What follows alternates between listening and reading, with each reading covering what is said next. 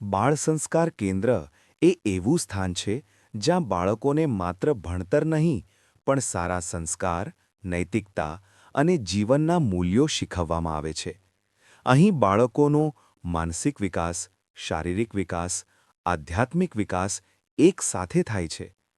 બાળ સંસ્કાર કેન્દ્રનો મુખ્ય હેતુ છે બાળકોમાં સારા સંસ્કાર વિકસાવવું, માતાપિતા અને વડીલોનું માન શીખવવું, સમાજ માટે જવાબદાર નાગરિક બનાવવો, જીવનમાં સત્ય અને શિસ્ત લાવવી. બાળકોમાં છુપાયેલી શક્તિઓને બહાર લાવવી પણ મહત્વનું કામ છે.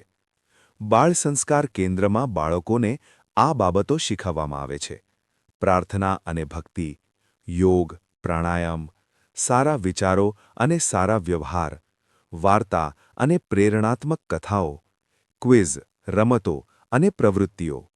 ઘણી જગ્યાએ રમતો અને કથાઓ દ્વારા શીખવવામાં આવે છે જેથી બાળકો આનંદથી શીખે. બાળકો માટે ફાયદા: બાળ સંસ્કાર કેન્દ્રમાં જવાથી બાળકોને આત્મવિશ્વાસ વધે, શિસ્ત આવે, ધ્યાન, ફોકસ વધે, સારા ખરાબનો ભેદ સમજાય, માતાપિતા અને સમાજ પ્રત્યે પ્રેમ વધે. સાથે સાથે અભ્યાસમાં પણ સુધારો થાય છે. કેમ જરૂરી છે આજના સમયમાં?